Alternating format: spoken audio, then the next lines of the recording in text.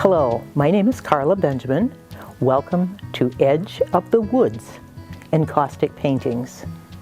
Encaustic is a process that uses pigmented beeswax and damar resin. The resin helps make the wax harder so it's less susceptible to any damage.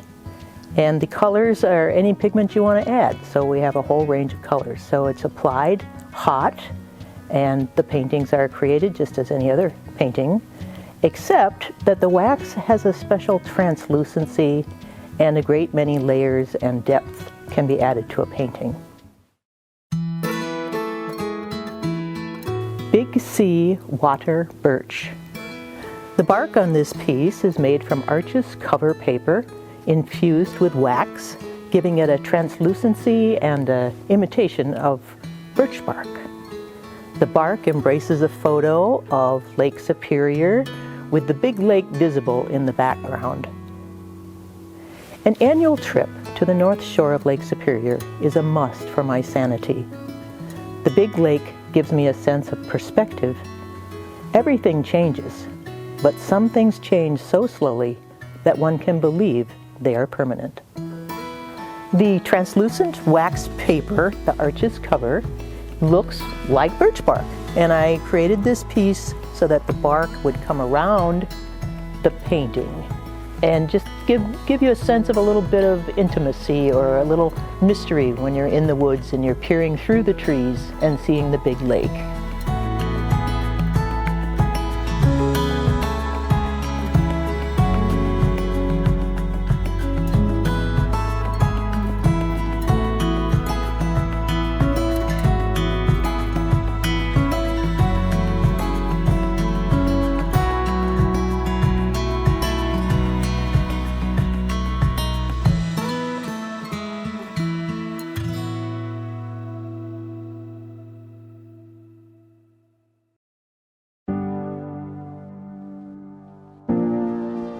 My annual pilgrimage leads me to beautiful cedar forests near Grand Marais, Minnesota. The smell of cedar and the comforting dark shadows help me to appreciate the rhythms of growth, aging, death, and rebirth. The texture of the branches and bark intrigue me, and the greens and grays offer a sense of peacefulness. Some of the texture of the foliage was created by adding actual cedar branchlets and impressing them into the waxy encaustic surface, and then adding oil stick to bring out the contrast.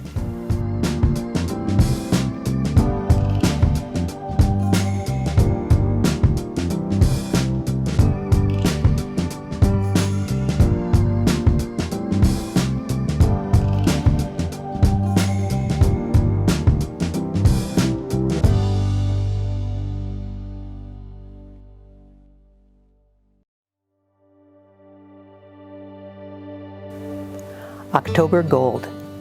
Being in the woods gives me a sense of security. The laws of nature seem more logical to me than those which seem to govern human society. For this 36-inch square work, I first did a 12-inch square study in order to work out some of the finer points of incorporating two photos. I experimented with a new technique to create leaves using stencils and a fill-in technique and then scraping so that the dentate edges of the leaves would become noticeable. The whisper of falling leaves enlivens me.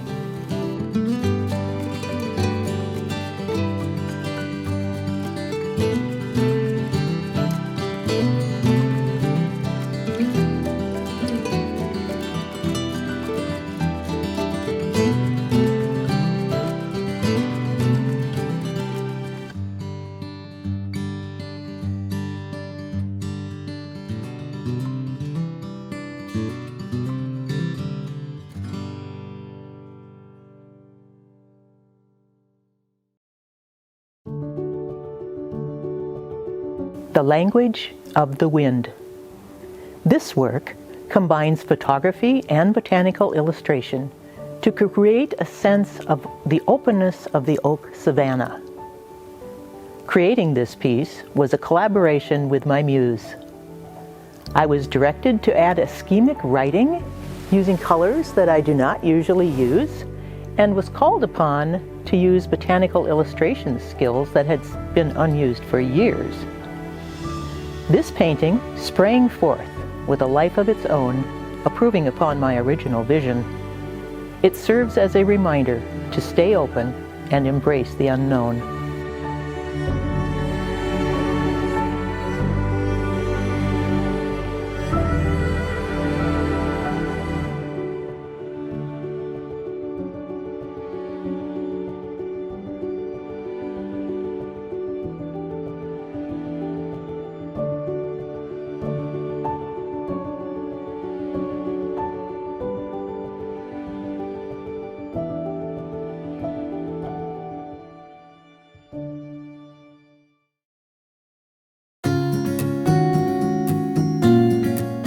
Gull Lake Glen. This photo is of a childhood haunt within walking distance of home.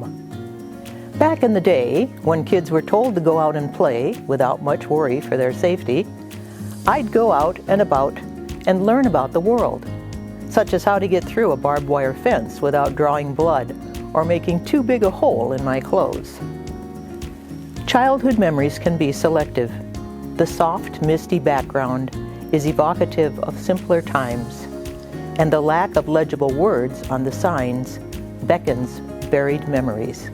The original photo did not have very visible barbed wire, so I added the barbed wire with a separate collage element of tissue paper. And when I did that, I put on an extra layer of encaustic medium, and so the whole thing looked a little bit misty and foggy. And as the painting cures, this painting was made in 2021, that cloudiness largely disappears so that you can see the image of the wire and a few dried weeds down here in the foreground as well.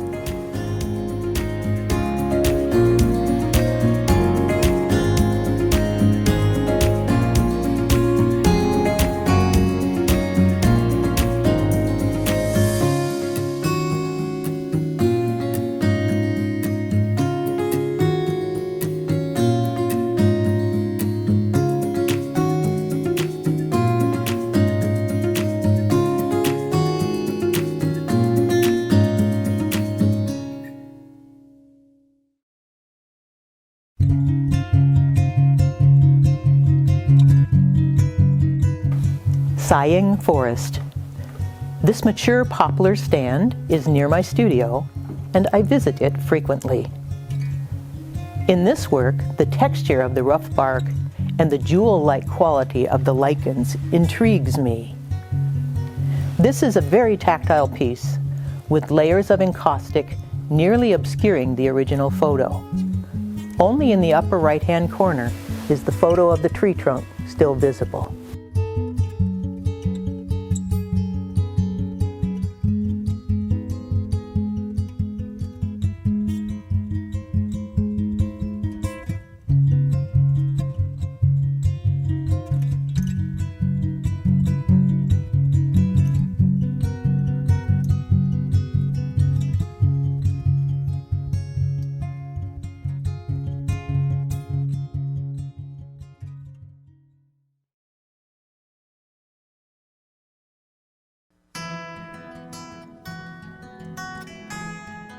Three Sisters Weathering the Times. This piece does not incorporate a photograph. Rather, it uses techniques combining alcohol paints, inks, and scraping. As a child, often my dad and I would take walks in the evening. Sometimes we'd see a brilliant sunset and Dad would say, "If you painted a picture of that, no one would believe it." This one's for you, Dad. The title, Three Sisters Weathering the Times, describes my two sisters and me as we navigate our lives and as we increasingly cherish our sisterhood.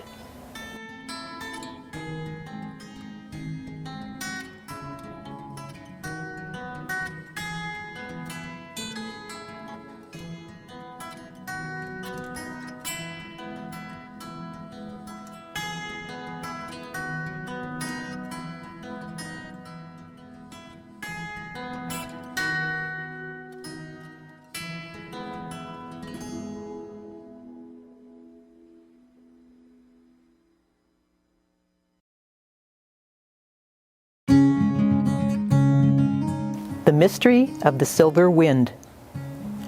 Wafting through the woods, breezes carry many messages to those attuned to receive them. If one could see the wind on a moonlit night, what might it look like? Here, I incorporated silver lines to create a calming sense of movement as the breeze flows through the poplar grove.